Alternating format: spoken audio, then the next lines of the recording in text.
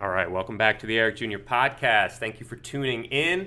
I'm your host, Jake Klein. I'm joined here tonight by Chris Lynch. Sir, how are you? We are coming in hot. Yes. With an early week podcast. Tuesday's a slow podcast day. Yes. Just putting it out there. Yes, I am good. Thanks for getting together. I'm excited to talk about today's topics. Ready to get into it. Sound very professional. Let me just say that right off the bat. Thank you.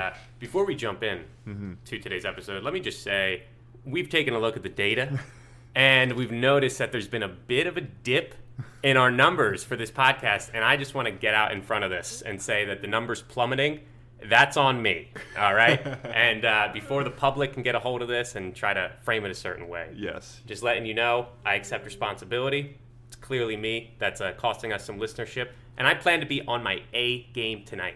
I'm glad to hear it, and I'm excited for us turning the corner into a new chapter of the podcast. All right, so let's get right into it. One of the wackiest weekends of playoff football, arguably the most entertaining slate of games in the postseason I may have ever seen of any sport. Yeah. I mean, we just got to talk right off the bat about the premier matchup of Josh Allen and Pat Mahomes, an iconic quarterback matchup. And Unbelievable. And it would have been something to satiate an NFL fan for the whole weekend if that was the only good game. Yeah. But it was the nightcap of an incredibly entertaining and just astounding endings nonstop weekend of football. So how did you feel watching it? We got a chance to watch some of the games together. This NFL weekend of playoff football, how did it have you feel on late Sunday night? I mean, it always feels like in this round of the NFL is there's just a lot of blowouts. There's a lot of mismatches, a lot of 24-0 at the end of the first halves. I feel like that would always happen to the Texans. This is the Texans around to just get completely blown out of the water. But the fact that they were all close and at least 3 out of 4 of them were entertaining, fairly high scoring, up and down games. The endings were wild and crazy. But you're right to mention the premier matchup, Kansas City versus Buffalo. Hard not to think that those aren't the two best teams in the NFL, because the game that they played on Sunday night, it's the greatest game I've ever watched. It's the greatest football game I've ever watched in my life, start to finish. And up until 2 minutes, it was a fantastic game. It was a great game. It was you have these two great quarterbacks battling it out, these two great teams. Kansas City, has all the pedigree, and then the Bills just trying to build on their momentum of trying to get to the mountaintop. Get over the hump. Yeah, the ultimate challenger versus the seasoned champion. And they had him. Just great storylines all around. Josh Allen did it twice in the game. He did. He was amazing. I've been a Josh Allen, I don't want to say skeptic, but not as high on him as a lot of other people, just because of the inconsistency that he shows. A lot of good games, a lot of bad games, he's real up and down. On Sunday, he played as well as any quarterback has ever played in a playoff game. He was amazing. In the second half, he was the only guy on the Bills offense that could make plays. Other than Gabriel Davis as well. Other than Gabriel Davis, who Josh Allen was throwing to. They completely abandoned the run game with the running backs. He was forced to scramble to survive, and he was making great throw after great throw. And that's not even touching on the defense that was the number 1 ranked defense in the league and was designed to stop Kansas City, and they played so well. And to just to end it to how it did is just heartbreaking, but also I just applaud them. I have no other response than to just tip my cap and salute them for a great game. There's an expression of leaving it all on the field, yes, right? And that's not even accurate, because that implies that you still came up short in some areas. Yeah. Where the Buffalo Bills did everything correct. Yeah. Except for maybe a questionable kicking call with 13 seconds left. This game will be known as the 13-second game. I mean, but they did everything other than that correct, yes, and they still lose. And again, as a consumer of the product, you're this is amazing. Thank you for letting me watch this, just to actually consume it. And if you're the stakeholders, the people in it, you at least don't have a guilt or regret about a bad decision or something. Like, you were right there, and it was essentially decided by a coin toss in the end with the way both those offenses were looking, having scored 17 points in 73 seconds at the end of that game. It was truly unreal. We may never see anything like that again. You say it's the best game you ever saw. It's the second best game I ever saw behind the Eagles' Super Bowl win over the New England Patriots and Tom Brady. A game that featured 3 points being scored after the 2-minute warning. The most yards in a game ever. Yes. How about that one? Yes. So the famous benchmark in which we measure score is yards achieved. Correct. For most entertaining, possibly. But just a tremendous, tremendous game. Yeah. Really, the end. Like, if you had stumbled upon it like I did, I wasn't watching the entire thing. It came in, in the second half. You really were just treated to greatness. Yeah. Tony Romo on the great call. On the commentating as well. I mean, that was like, as a football fan, you were smiling ear to ear because it was the culmination of all those games, but it was that result of seeing the two best at what they do right now in their primes on the biggest stage, battling it out with everything that they had. And I guess the next quote unquote GOAT was able to win, Pat Mahomes. Dude. Yeah. And we haven't really touched on him at all.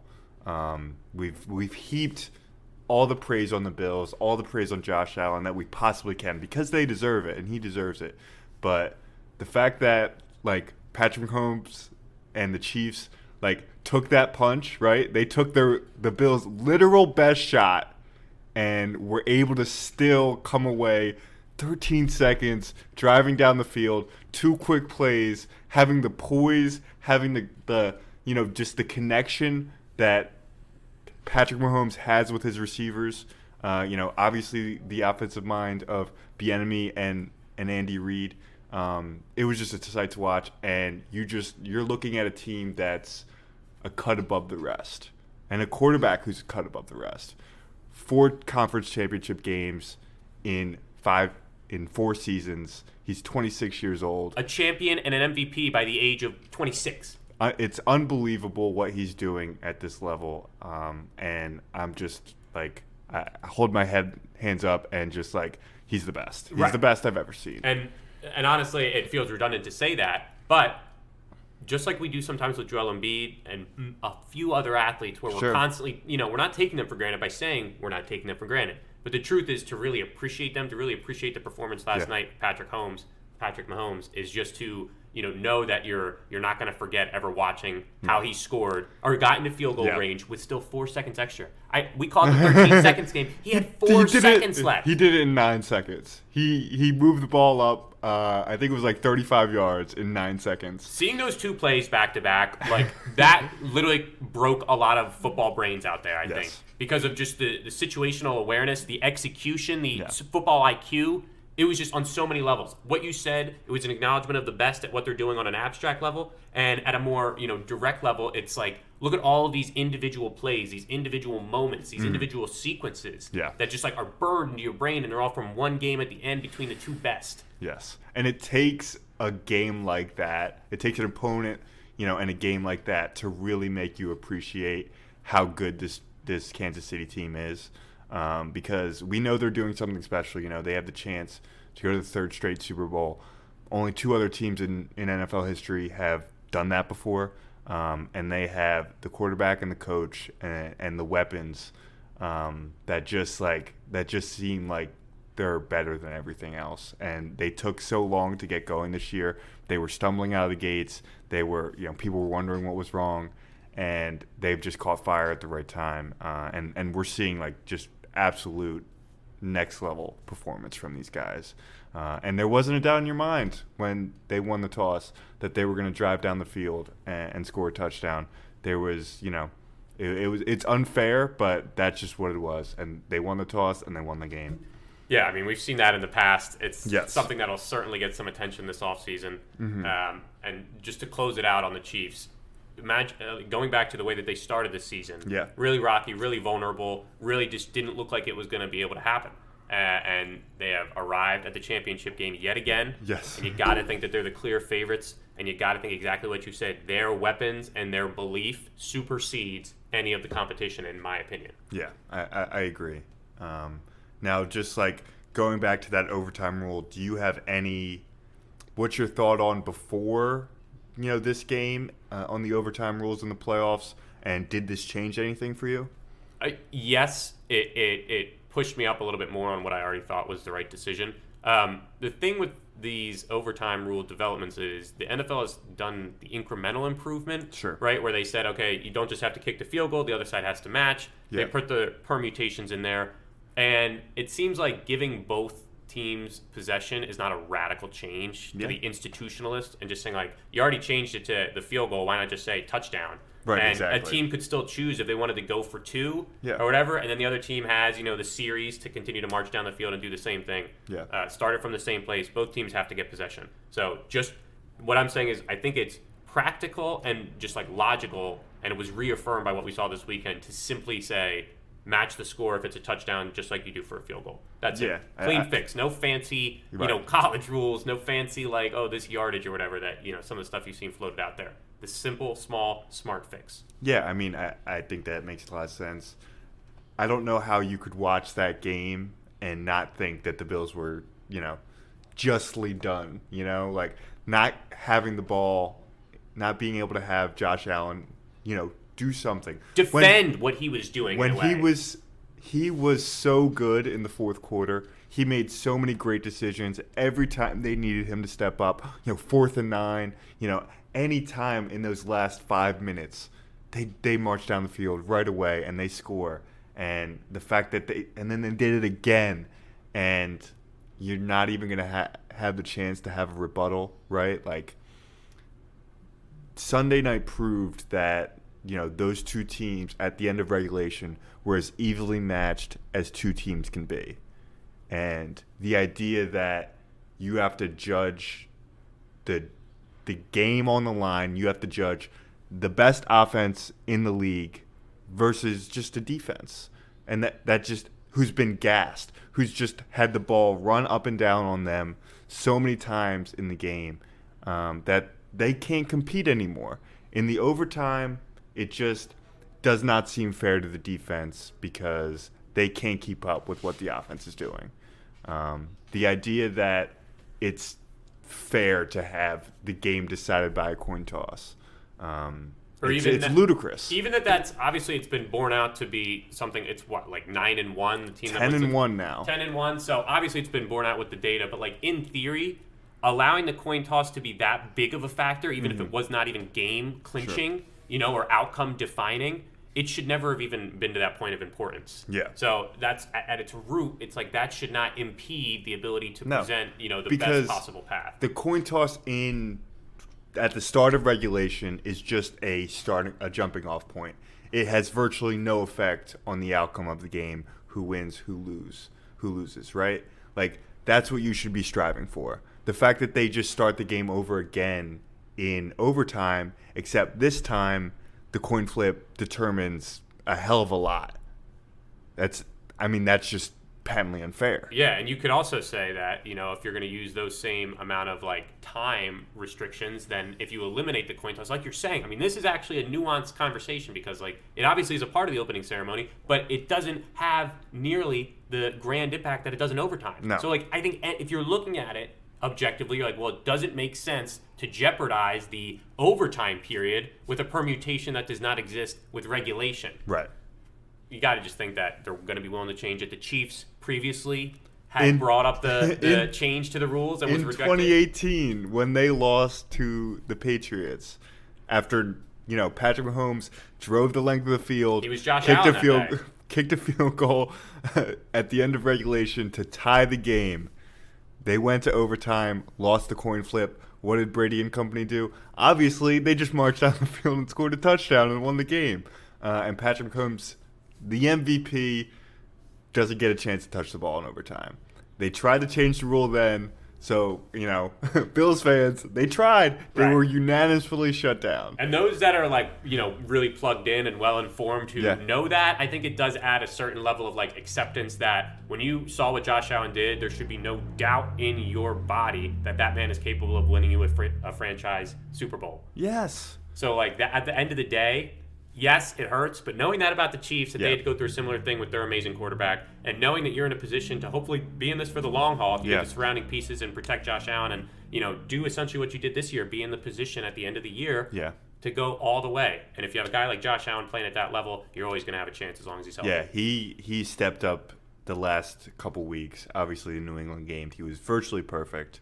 And then Sunday night, it's hard to say he was anything but perfect as well. So he's stepping up into an upper echelon of quarterbacks with Patrick Mahomes as pretty much his only contemporary. Yeah. We saw the other quarterbacks this weekend, fail to live up to their stature. Aaron Rodgers plays a horrible game at home and just gets upset by the 49ers again. We saw Tom Brady struggle with being under pressure. All these other elite quarterbacks failing to take the step up. Josh Allen proved that he might be the second best quarterback in the league.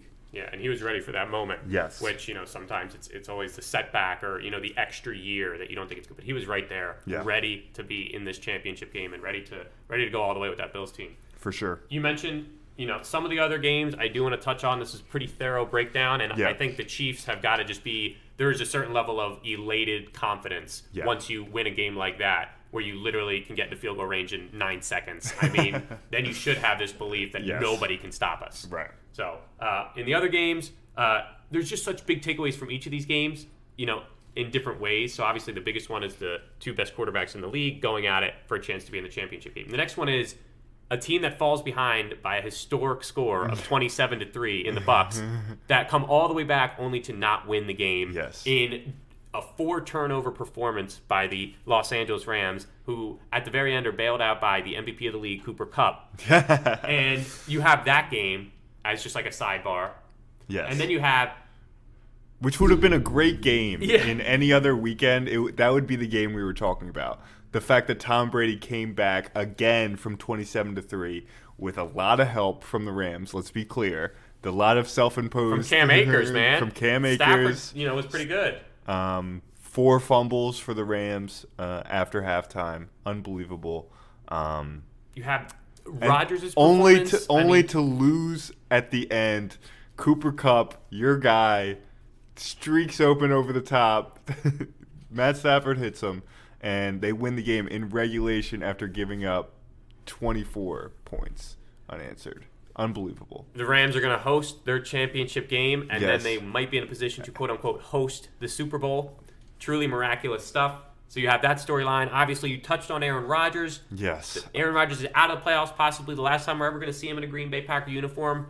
The other game that nobody even talked about at all, Joe Burrow got sacked 9 times and won. So, in a way, and you just look at that individual performance and you say, this about that level quarterback now. Yeah. You know this about that team and their belief in him, which is, arguably just as important as everything else. Yes. All of these games had something tangible and exciting just on different levels and different ends of the spectrum, whether it was like your quarterback taking the next level incrementally, substantively, or just like astronomically like we saw with Josh Allen. Yeah. And with that, the Bengals game, obviously they're going to be drawing pretty short against Kansas City, but if we know one thing about Joe Burrow and Jamar Chase, they do not lack for confidence, right?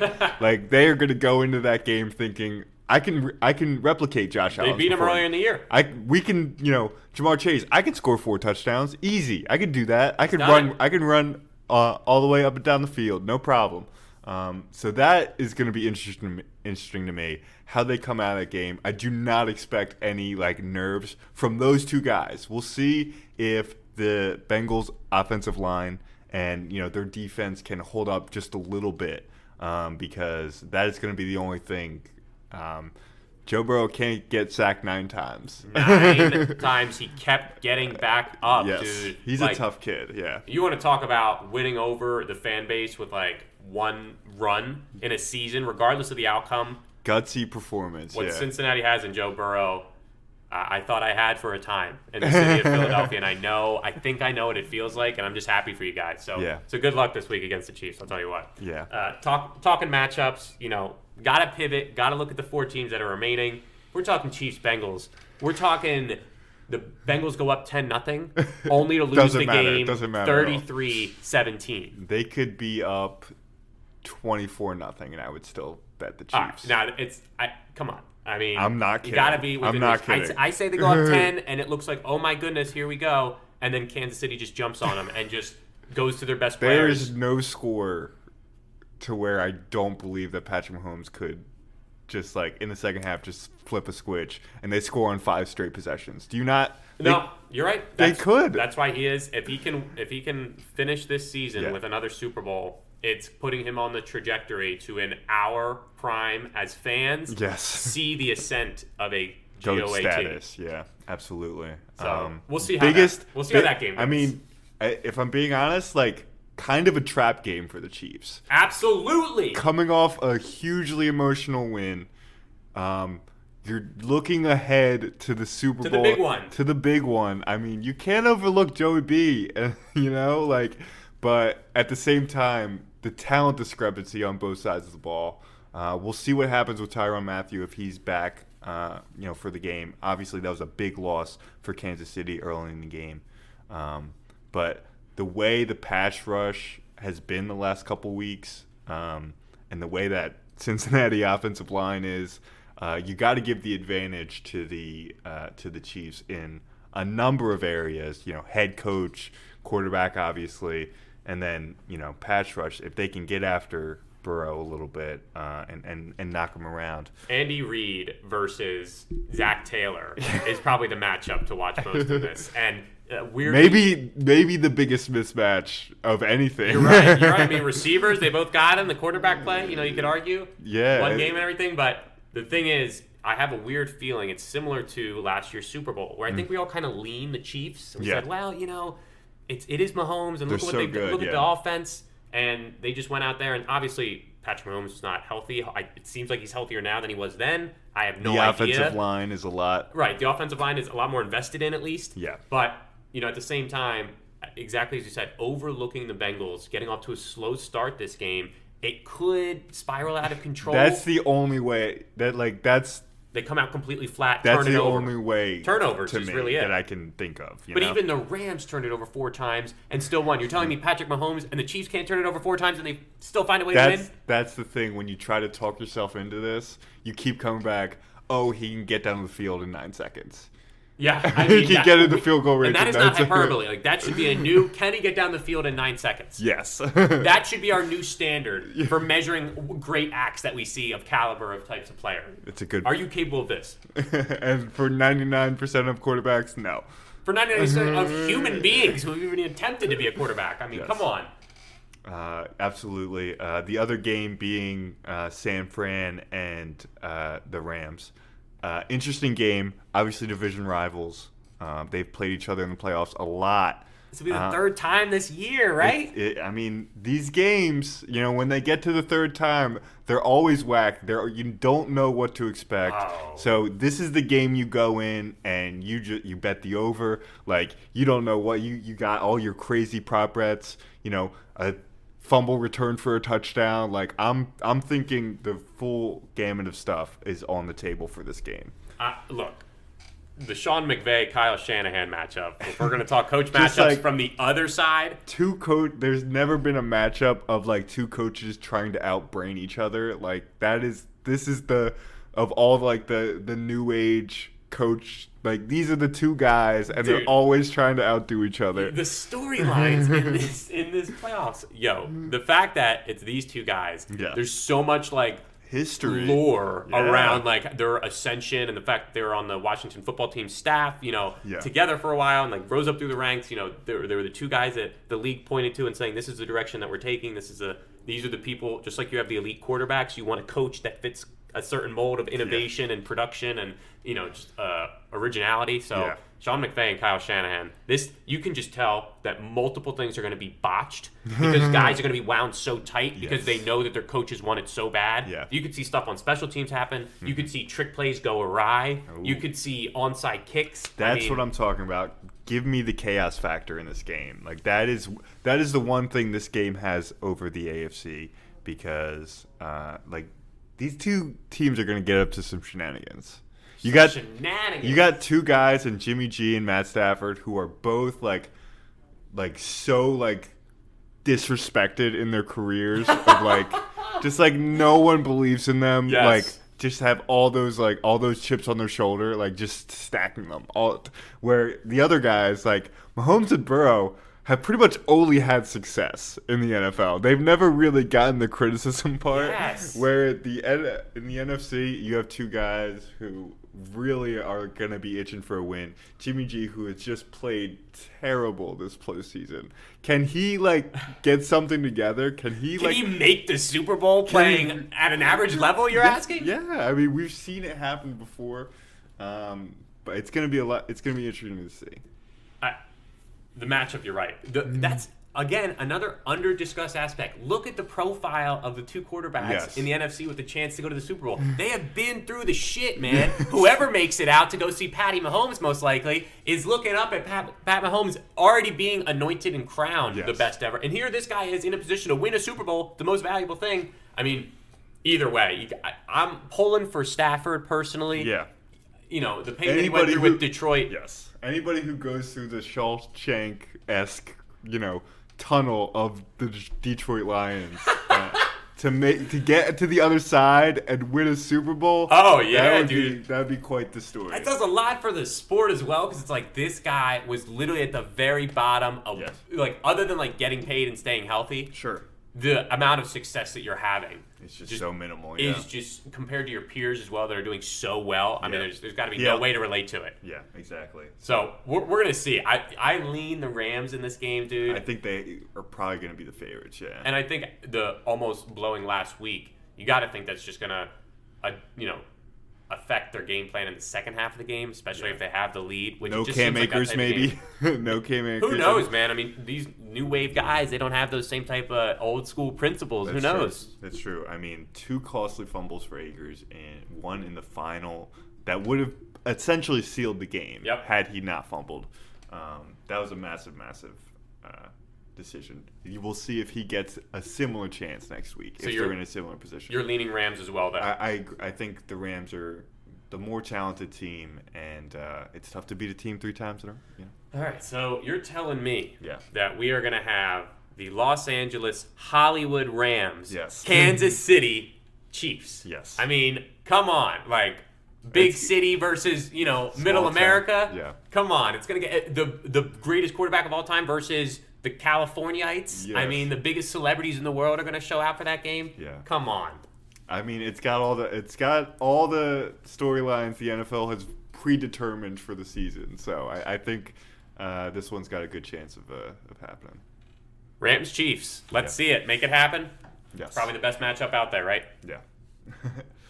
All right. All right. Now, enough football talk. We've gone pretty hot and heavy. You're using your serious voice with me. I know. I need to be quiet. It's enough. It's enough. We're done. We got to talk about. This is a Philly sports podcast. We have to talk about Philly sports. We haven't talked about them at all yet. We have to talk about Philly sports. Who do you got? I'll tell you what. The Ben Simmons saga has finally had a significant development. Yes. And we, every day, every hour, we inch closer towards the trade deadline. And then at least we'll know. And the situation that is starting to develop with one James Harden in Brooklyn, possibly putting some chatter out there that he is open to going elsewhere in the offseason, that he doesn't necessarily love his current setup, regardless of the team's success. That does not bode well for the Nets retaining him and keeping the whole situation quiet in the offseason. Yeah, nor does it bode well for the Sixers trading Ben Simmons at the deadline. Yeah. The fact that this fish is out there, even that there are rumors for this, it's just validating everything Morey has thought about this process, right? He is, give me the big fish, give me the all-star, give me the guy, whatever it takes, however long it takes. The fact that these rumors are popping up now is very convenient for one Daryl Morey, if his plan is to keep Ben Simmons past the deadline. The timing of this, because it's not too close to the deadline as well. There's enough time for this to marinate. Yes. And you're exactly right. I mean, he's been consistent the whole time. Infuriating, but consistent in that there was not going to be this compromise for this consolidation offer with assets to move in a subsequent deal. It was going to be the player of a certain caliber that can take you to the NBA Finals and possibly win it. Yes. And James Harden is a generational offensive player. And if you can get James Harden, a generational offensive player, to pair with Joel Embiid, with the way that Joel Embiid is playing this season, it's a tantalizing prospect. How does that not just separate the possible windows of what's hypothetically you could do with the Sixers team Right. for the most important thing that you are a fan for, which is to win a championship. Right. Doesn't it completely put you in a different sphere than these other picks that we're talking about and maybe getting an all-star, but not James Harden? These packages for mostly non-all-stars, mostly young players, like, you're absolutely right that the idea, even if it's a year off, even if it's after the season, of pairing Harden with Embiid, they tried like hell to do it last year, right? Like, that was legitimate. They really tried as hard as they could, and were rebuffed by the Rockets, unfairly, I would add. But the fact that this is coming up now, the fact that it's seeming more likely each day that Simmons is not going to get moved, I think it's just all culminating into an offseason of James Harden or bust. James Harden or bust. It seems like he might be putting out the bat signal here to try to get our attention and to let us know that it's not just, corners of the internet that are talking about possibly James Harden coming. Yeah. It has gained legitimate traction. Right. And this is a big development in the story because outside of this, I think that we have all kind of shifted slightly up towards saying you got to make a deal at the deadline because of how Joel Embiid is playing. Right. I think deep down in our hearts, it's what we want, even though we know a De'Aaron Fox or whatever type player would come back would not be exciting enough, but at least it would be something, something to look at and say, all right, something tangible. Makes a little bit of Joel Embiid's job just a little bit easier, right. And then we'll worry about the rest and hopefully getting a bigger name here soon. Right. Because you're doing a disservice to your generational player in Joel Embiid, the front runner for the MVP. Right. It's like, if this was another sport, wouldn't you be at the deadline doing everything you could to improve your shot right then and there? Yeah. No, and you're right. This is such a specific situation. If this was baseball, you're like, we got to add some pitching depth before the deadline, right? Like, we got a chance at a World Series here. We gotta do what we can. In any other sport, it's different. But this is basketball, and in basketball, star players win titles. You don't win titles with John Collins and a couple of picks. You don't win titles with De'Aaron Fox and some nice young players. The fact that Harden is out there, is seemingly interested. We don't know the truth to all this, what he feels in his heart, what's going to happen, but he is at least open to the idea of leaving Brooklyn. And if he's open to leaving Brooklyn, you got to think Philadelphia is going to be a spot for, that he's going to look at, given the relationship he's had with Morey in the past and how seamlessly he would fit, next to Embiid. Not the same as like maybe a Dame, but like he's the next best thing. Do these supposed rumors come out at this specific time if the Sixers are not very much competitive and with Joel Embiid playing the level that he is? Well, that's an interesting question because on one hand, you need to be viable for these star players to want to come here, right? Like, that's been a problem in the past for the Sixers of attracting. It's not been the only problem, but being a viable contender certainly helps in acquiring star players. But it's also about relationships. And if we know one thing, we know Daryl Morey and James Harden had a great relationship in Houston. There are rumors that they still continue that relationship to this day. That in and of itself is enough for hope. It's enough to cling on to, that this is possible, that they could actually bring James Harden to Philly a year and a half later, but get it done in a Ben Simmons deal, sign and trade, whatever it is. It's enough to cling on to, and it's enough to be able to say that might be the best chance for Joel Embiid to win a championship, is waiting and seeing if this Harden thing is real, and if so, pulling the trigger on it fast as you can. I asked the question only because if Joel Embiid is not playing at this level, I think it's a lot easier if these rumors come out to say, oh, we're not moving Ben because this year is not, viable anyway. Sure. But the problem is Joel Embiid is playing so freaking well he is. That you can't just ignore what you're possibly capable of in the playoffs with Joel Embiid and maybe some help, because Joel Embiid is literally playing that well at the center position. And Daryl Morey has admitted it on the radio at 97.5 in that interview. He admits that they've tweaked their planning because of how well Embiid. They're lowering their asking price from astronomically high to slightly less than astronomical. To 5 first-round picks to 3 first-round picks. Exactly. But it represents a change in mindset nonetheless. They recognize what's happening with Embiid, but I just think Morey's belief is so steadfast in you got to get another star, and if he sees waiting this thing out and seeing where this Harden thing goes, seeing what happens in the playoffs with a part-time Kyrie Irving and a just off an injury Kevin Durant, seeing where that ends up, if that's the best chance, to land a star, I know he will do that. I know that for a fact. Whether that's the right option, it's anybody's guess, but that's certainly something that I believe that he would do. All right, so I'll counter with this. Yeah. If we don't hear any more rumors, no more chatter about James Harden, it dies down. It's just, Sure. It's purely speculative going into the deadline, and they don't make a move. Yeah. So from here on out, this is when we have probably the biggest uptick of potential interest to peak. Yes. Our awareness of Ben Simmons not getting moved and us knowing what's happening. We got a couple weeks left till the deadline. Got a couple weeks left. This is the moment, right? If this is the only time that we hear about James Harden and Ben Simmons does not get moved at the deadline, is that a failure by Daryl Morey? I've been of one mind in Ben Simmons needs to get traded.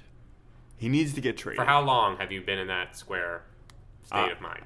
I was okay with it moving into the season, but once it became clear that this wasn't just he wasn't actively trying to trade him. He was fielding trying offers. To recruit him. He was fielding offers while, playing both sides of we'd really like you to come back. Still to that day, yes. I believe he's not engaging, vigorously in the trade process. He's getting a proposal, rejects it, adds 3 first-round picks to it.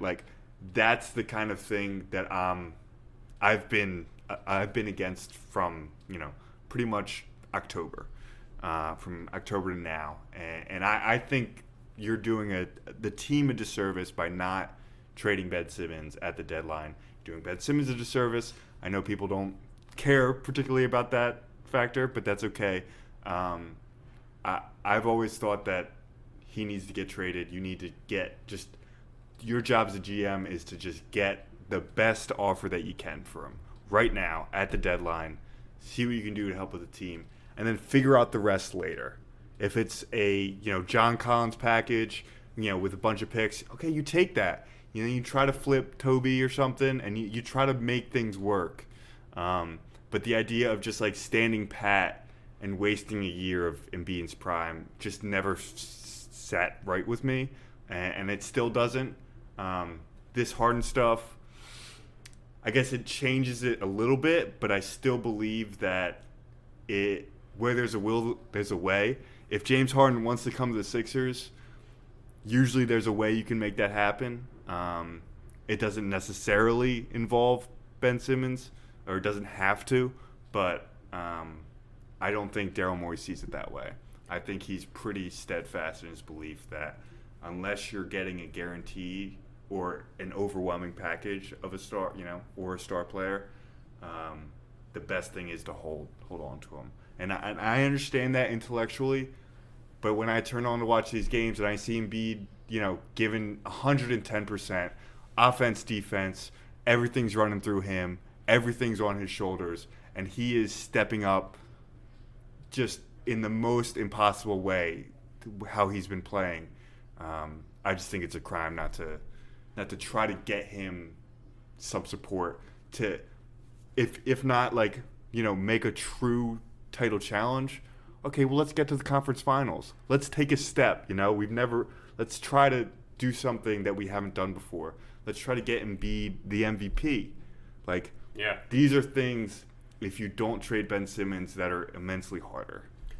Well put. Yes. I would add that, from the fans' perspective, having 0 added to this team at the deadline, yeah, I think their record would start to catch up with them a little bit more. And I sure. think they'd be more in play-in territory, and I think the whole mood could shift pretty quickly. Yeah. Because we're, relatively good vibes now. Their record is very respectable, and Joel has continued this dominant play. Yes. But the moment that it's post-deadline and Joel drops another game where he has 40 points and they blow the lead at the end. Yes. And it's after the deadline and you say, are you kidding me? We've seen this all year that this guy's done what you said, impossible work yes. to make this team viable. and he got zero support in the 50-50 promise that James Harden is going to be on this team starting in training camp next year. And just proving to the world how good you are again, and proving to the league how dominant you can be. And doesn't logic state that coming back next year with James Harden, with only maybe getting a little bit better than what you're doing right now, because he's still in a position to improve, is the better path to win a championship? Yeah, I agree with what you're saying. Is Joel Embiid and James Harden next year a better chance to win a championship at any point in the process, and what they're going to have this year where it seems more open-ended? Is there going to be a better chance with them winning than it is what they could do this year, depending on what they do at the deadline? Yes, I think based on what we're seeing, the best player you're getting at the deadline in a Ben Simmons trade is John Collins, and that makes it the Sixers' position more secure in like their 3-4-5 range. I think you're stabilizing the team, you're covering up some of their holes this year, you're getting out of the play-in range, and you're hoping to lift the team's record enough that you can maybe get Embiid a couple more MVP votes, right? Like, because the record's a little bit better. I don't believe that team is a championship-worthy team, but I think there are steps to be made. Like, that's an intermediate trade, and then in the offseason you can go star hunting again and like get creative. Yeah. Because in mid-season it's tough to do anything, and this was kind of the point. You trade Ben before this, right? So it doesn't get to this point when it's just like the teams who are doing bad are the only teams that want to make a trade, right? As our dryer goes off, ignore that. But I do think empirically James Harden on the team next year versus like getting like John Collins and picks this year. If you're just talking about strict championship odds, I would say James Harden next year. All right. And that's where we find ourselves as fans. Like that is the crux of everything. And it's the compromise like I have to make in my head every single like what is better? What do I want to be? And it opens up these, interesting avenues of like, well, why do you watch the Sixers? Why do you care? Is it just because you want to win a championship, or do you want to help Embiid do something incredible this season? Because if you don't trade Ben Simmons, his MVP chances, they go down the drain. Like, that's an interesting take. If we're down in 5, 6, 7 seed, no one's voting for him for the MVP. You think 4 or 5 with his performance, top 4 seed, potentially. Maybe? Historically, you need to be a top 3 seed. Yeah, no, I know the precedent. The only time in recent history was the Russell Westbrook first triple double season was the only time an MVP came from a non-top 4 seed. Though. Right. I stand by that MVP for Russell Westbrook. I mean, it's horrendous MVP. We're not going to talk about it. But so what do you think? What's your idea of all this? Where do you stand? I've continued obviously to go back and forth. Sure. I'm now in, before I was aware of what it would look like as a fan watching if they don't make a move. Mm-hmm. I'm almost more resigned to that reality now with the Harden news. That might be recency bias, but I don't think it's going to go away necessarily. No. And hopefully what it'll still be there. He's not signing an extension. He's going to test free agency. I think we all believe that part of the rumor. It's just whether he ends up in here or not that some people are. If you're another team with a top 50 player, does this rumor about James Harden possibly pairing up with Joel Embiid make you think twice about a all-star but not a superstar that's on your team right now? When we talk about star hunting, it is this hypothetical idea that they will be available and that the market is big enough and that the championship aspirations are legitimate. But the truth is there's only one star out there, and it's James Harden. And we've kind of talked ourselves in circles about the other possible hypotheticals when it's really just that. And like you say, stars are how you win in the NBA. And if James Harden is out there, you got to think it's worth the wait because the separation is so significant between him and what you're going to get this year. And that's just the back and forth that I think a lot of Sixers fans are dealing with the past couple days. I'm okay with them not moving Ben Simmons. Yeah. Let me just say that right now. Yeah. People are saying that into their mirror like Right, every morning. I'm like, saying right? it into this microphone on January of 2022 before Yes. we have the deadline. I'm okay with them not moving Ben Simmons. And Because, we'll come back to you in late February when the Sixers dropped Oh my a God. home game to the Magic or whatever. look, if the Nets also stink, then it might be okay, guys. It might be all right. Come on, were we really going to win it this year? No. I have the terrible confidence of thinking we actually would have a shot this year, depending on the right move, and also that if you didn't just wait for James Harden, that would be completely going antithetical to everything that Daryl Morey believed this whole time. Yes. Yeah. So, what do I know? Yeah, exactly. The same as all of us, which is not much. The thing is, just like closing on this, if the Sixers somehow win an NBA championship, Yes. this portion of the 30 for 30 documentary, this chapter, Yes. this transition of like 5 or 10 minutes where they're like, but what about the last hump that they had to get over? This part will be called Embiid Alone. Yes. Okay, just like 2 words to describe, and it describes everything because he is the only reason that we even have A viable basketball we have a team. 1% chance of winning the NBA championship this year. Right. He's the only reason. And He's the only reason we have a chance of making the playoffs. he's the only reason we're relevant as an Yes. NBA team. Yes. So- And his play this year has been nothing short of outstanding. We're going on like 4 or 5 weeks now where he's been clearly the best basketball player on the planet. Dominance personified. On both ends of the floor, every single night, no nights off, 35 minutes, the responsibility on both ends that I'm not sure another NBA player has. Maybe LeBron James. But other than that, it's tough to see. It's tough to think of another one. Just excellence at every single opportunity. You think that ball is going to roll out on that fadeaway jumper. It doesn't. It sinks. And the fact that we just that's just all we have to cling to right now. That's just it. And he has stepped up in so many ways.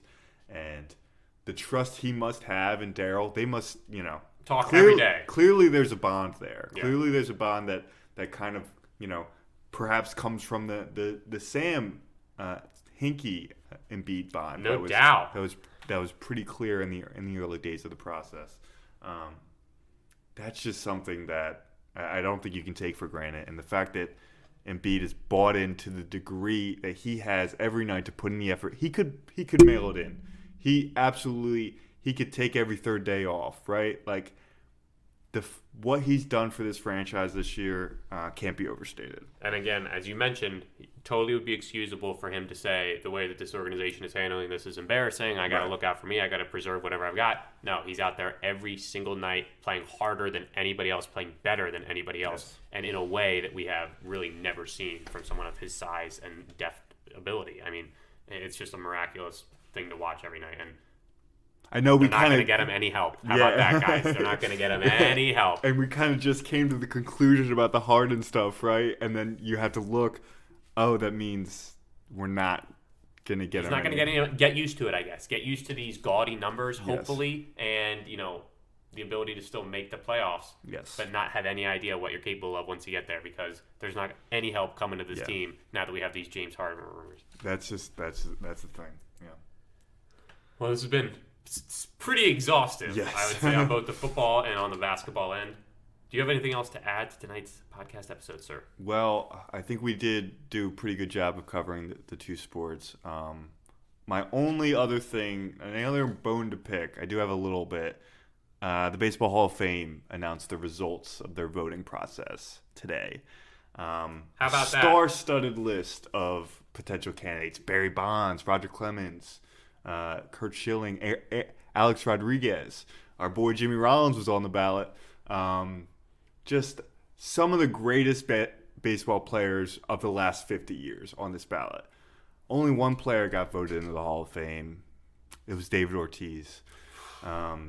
The voting system is so flawed that we do this every year, right? Like the results come out, we shake our fists at the writers, and nothing changes. And every year, and now Bonds and Clemens are going to be off the ballot, and they have to go to this auxiliary process to eventually get in, and they will, but it doesn't change the fact that this is the Hall of Fame should mean something. It should be an institution of respect. It should have our like general, no other word than respect. We should acknowledge what the voters say as these are the best baseball players we've ever seen, and not have Barry Bonds, who, forget about the steroids, forget whatever you want. He hit more home runs than anybody who's ever lived. He is the best offensive baseball player by any metric. The fact that he's not going to be in the Hall of Fame because of steroids, when you just put in David Ortiz, who failed tests for the same thing, it's unbelievable. It's hypocritical. It's nonsensical. It's all these things, and the fact that they still work me up, and it's not going to change, and nothing's going to change, and we just do this every year is so frustrating. But this was perhaps the most egregious, the most hypocritical vote that they've ever had. So I have to acknowledge that, and I have to just get it off my chest, or else it would just build up inside of me, and it would have nowhere to go. I gotta say, look, before I say anything else, my big takeaway: the fact that you have this much energy, 50 minutes into the podcast. I love it, and I hope we see this more often. Is what I would say, this type of passion. Yeah, you're right. Usually at this point, I'm kind of like, no. Yeah, exactly. Just down. Flowing along. Yes. I mean, that was quite the speech, quite the monologue there, and I don't really have much to add. It's so frustrating just because it is so cyclical.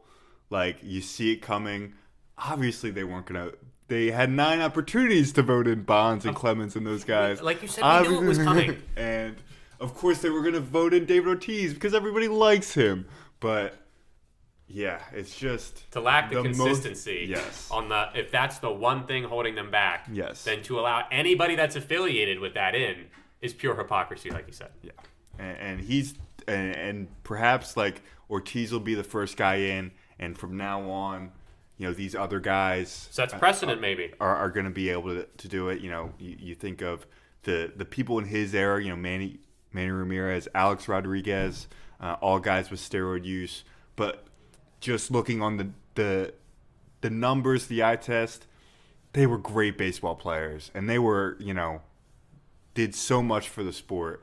To not have them in the Hall of Fame is a disservice, I think. Wow. Yeah. Well, we're gonna have to cut that clip. Yes. And we're gonna put it out there. We're gonna put it out for the people because they need to know about this. I don't think people are really talking or care about this issue necessarily. I think baseball is a little crusty for the modern fan and audience. But hearing you speak so energetically about it, I mean, they just might be galvanized to do something. Let's hope so. That's about all I have. That's about all the energy I have today. What about you? That's all you got left in the tank, I think man. that's all I got left. You just left left it all out on the field there. Absolutely. It's like Josh Allen. You and Josh Allen, you guys are like the same. Yes, I agree. Me and Josh Allen, very similar in a number of ways. The last thing I want to say, and listen, I don't want to say it. It's embarrassing to say it, but I got to say it. The Flyers may never win another game this season. They might not win forever. Yeah. Because this team is in the worst place that you can be as a team. Yes. They are terrible, and they don't have any value or any direction. No. Okay? So just prepare yourselves. If you're the casual Flyers fan, you're like, I need to remain informed in case someone asks me because I'm a Philly fan, and sometimes they ask me about the Flyers. You got to know it's bad. It's bad. It's DEFCON 1, man. Yeah. It's time to sell. It's time to change the team logo. I don't know. Yeah. But they got to do something dramatic. Rebrand is definitely in the works. There's definitely going to be some opportunities for Gritty bought them like 3 years, and they haven't done shit with it. No, you're absolutely right. That's all I have to say about that. No, it's been a horrible year for the Flyers. Hugely disappointing, and one that we will suffer for the rest of our lives. I think that's about it. What about? I think we're good to wrap it up. Jake? I'm completely out of energy. Yes, but I'm going to try to come back here next week and do the same thing. Yeah, let's make it a plan. All right, well, thank you for listening to the Eric Jr. podcast. Come back again next week. See ya.